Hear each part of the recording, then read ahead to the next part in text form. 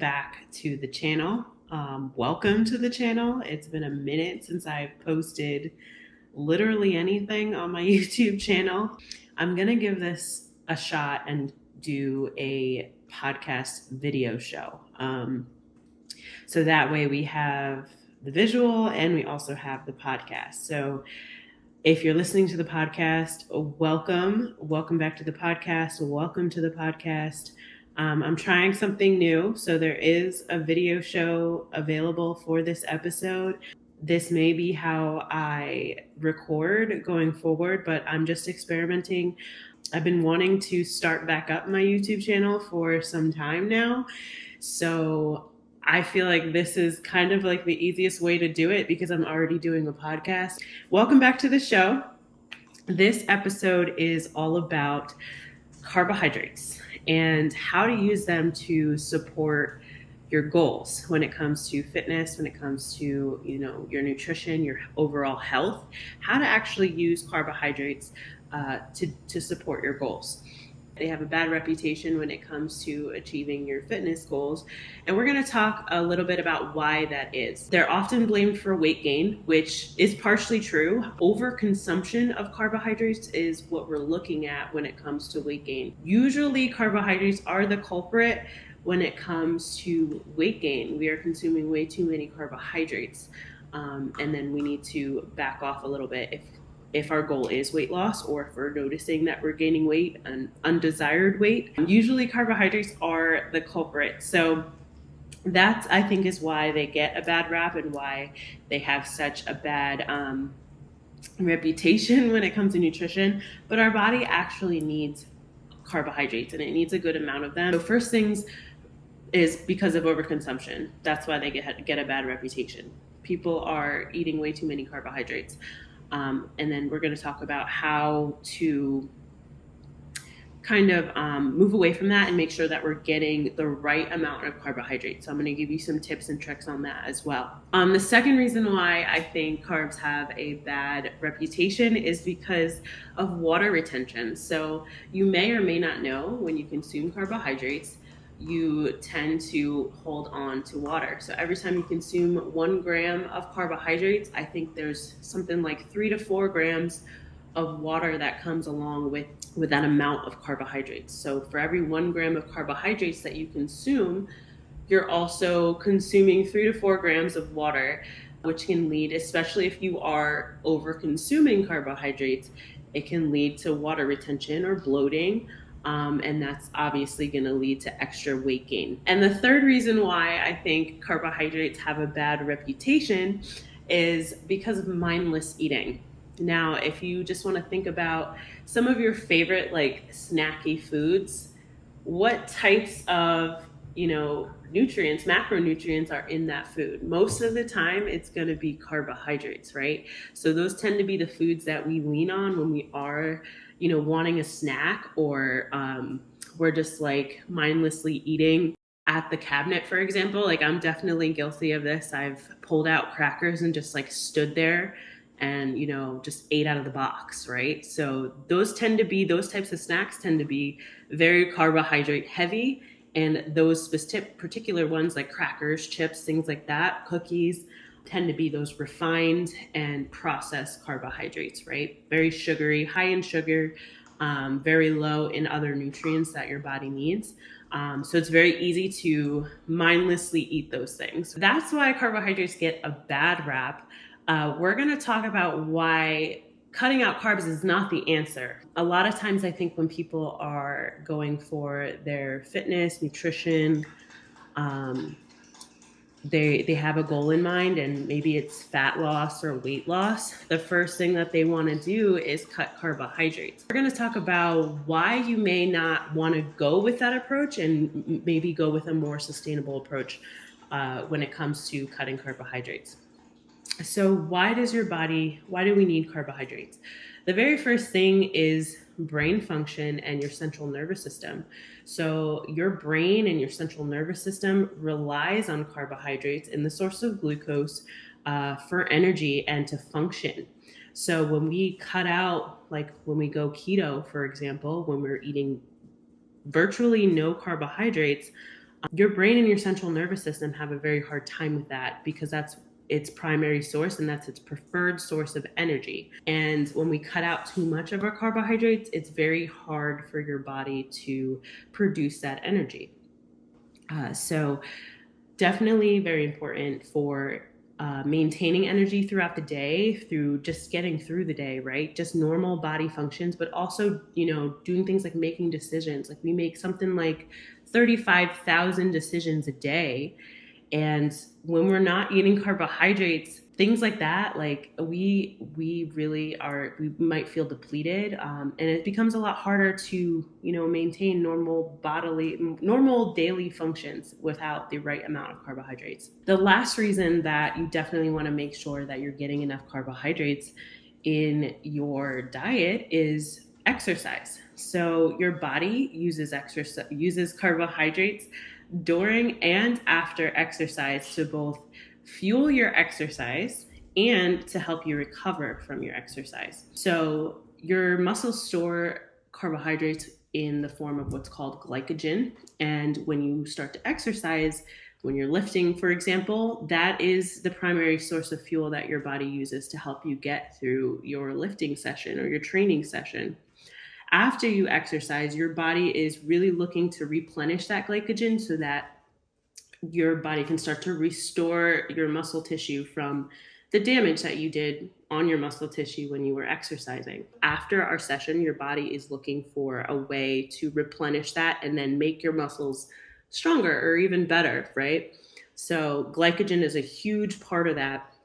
And when we lack the amount of carbohydrates to help replenish our glycogen in our muscle tissue, it can lead to things like not recovering well. It can lead to injury because you're not recovering from your training. And it can lead to just not feeling great, right?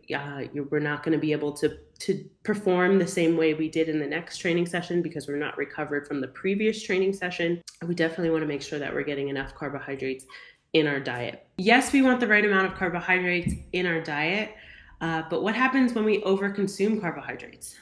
Like I said, overconsumption can lead to weight gain. Your body is going to store that excess energy that you consumed in carbohydrates in adipose tissue or body fat. So our goal, if you have a health, fitness, nutrition goal, is to make sure we're eating the right amount of carbohydrates, right? And that we're not overconsuming carbohydrates. So now we're going to look at examples of carbohydrates. So the carbohydrates that you should be consuming the most for nutrition, for fitness, for health reasons, and then the carbohydrates that you're probably going to want to consume the least. And those are like the more refined carbohydrates, the higher sugar carbohydrates, the snacky carbohydrates, so those things. I did create a free PDF guide, so if you're interested in that, if you're on YouTube, definitely check out the link, the description box below to grab that free resource if you just want a quick reference on the different types of carbohydrates and how much to consume each. And then if you're listening to the podcast, it's going to be in the show notes as well. There's going to be a link down there for you to grab it. Consuming the most. So these are the ones that you definitely want to consume the most. It's kind of a no-brainer. You probably already know this, but it's going to be your vegetables, your fruits, and your whole grains. Those are going to have the most fiber, the most vitamins and minerals in them. Phytonutrients, which are like really tiny molecules that help your body absorb the nutrients and also function better. We get those things from whole plant foods. So fruits, vegetables, and whole grains, things like whole grains. So those, when you're looking at your overall diet, those are the types of carbohydrates that you mainly want to be using. And then we're going to go to the next category, which is consuming some of the time. So these are going to be more things like more refined grains, like, really? You play with literally anything else? Okay, I'll take it. The next category we're going to look at is the consumption, the carbs that you want to consume some of the time. So these are going to be things like pastas, white rice, refined grains. So these have been somewhat processed. It's still made from like whole plants, from plant foods, but they are going to have some type of processing that has happened to them. So those are the types of carbs that you want to consume some of the time. The carbs that you want to consume the least is things like fruit juices, soda, donuts, any type of sugars, cereal bars, candy, things like that. So I'm a strong believer that you don't need to cut out any type of food to reach your goals. We just need to, dial back some foods and maybe add some foods that are going to really support your goals. So the first category is really what you want to focus on, whether you have a weight loss goal, a weight gain goal, if you're trying to put on muscle mass, or a maintenance goal. They're just going to support your overall health. So things like fruits and vegetables and whole grains are really going to support your overall health because they do have all those extra nutrients in them, those vitamins, minerals, phytonutrients, that versus, consuming something like fruit juices, sugar, soda, things like that. So here are 3 tips on eating carbohydrates. So my first tip is to add them to things you're already eating. So for example, stir fry, eggs, smoothies, pastas. What are some types of vegetables that you can add to those types of foods to increase your vegetable intake, right? Your good quality carbohydrate intake. The next thing is the timing around when you're eating your carbohydrate. Is there a way that you can time your carbohydrates around your activity levels or your activity? So before you're working out, you're definitely gonna get in a good amount of carbohydrates, a good amount of quality carbohydrates, but you're gonna want to get in a good amount of carbohydrates before your workout to help you get through and fuel your workout. After your workout, you're going to want to replenish your muscles, right? And your body.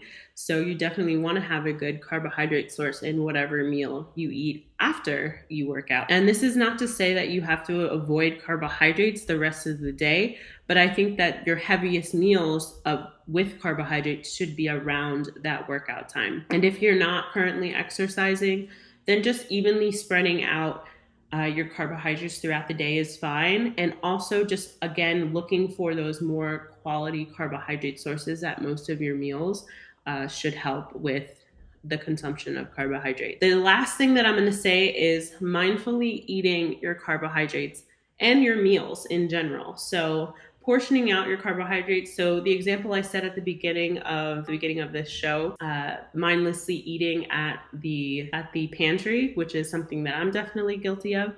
Instead of doing that, if you do want to have something like crackers or potato chips or something, portioning it out. So taking some out of the bag and then walking away from the actual source of food, right?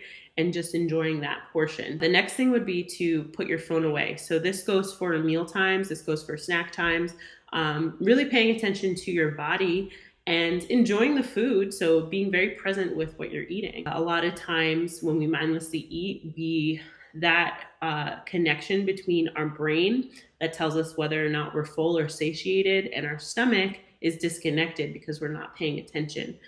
So putting distractions away while you're eating can help with that and help you really tune into your body and understand whether or not you're full or satiated. The next tip would be with mindful eating is sitting down and eating. So this goes back to being present with your meals, being present with your snack, whatever you're eating. And then, like I said in the beginning, walking away from the pantry. So walking away from the source of food with that portion that you have portioned out and then just enjoying that. I'm going to give you one last bonus tip, and that's going to be on portion control when it comes to carbohydrates. Your portions are going to vary from person to person depending on your activity levels, depending on your sensitivity to carbohydrates, depending on a lot of things. But one baseline way to kind of figure out what your intake should be is you're using your hands. So I'm a big advocate for hand measurements. They go with you everywhere. So you always have like a visual reference of how much you're eating. So for carbohydrates, one portion or one serving size for you is going to be a cupped handful. And so if you're looking at your hand, your portion, your carbohydrate source should be able to fit in one of your cupped hands. If you're a male, it's actually going to be 2.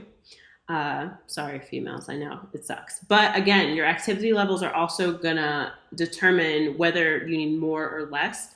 And then this is more of an intuitive way to eat. Like I know you're using your hands as measurements. Figuring out the right amount for you is going to depend on activity levels, and it's going to depend on you really being mindful and paying attention to how you're feeling while you're eating. So you may need more if you are a woman out there and you're looking at this, like I know I am, like what am I going to do with one cup handful of, sweet potato or whatever? Pay attention to your activity levels. So if you're working out several times a week, if you're, lifting, if you're doing more rigorous activity like HIIT training, something like that, you're probably going to need more than a cupped handful at each meal of carbohydrates, right? Especially around those exercise times. And also, like, while you're eating your meal, just tune into your body and really be present with your food and figure out if you are actually satiated, if you do need a little bit more, if you're still a little bit hungry.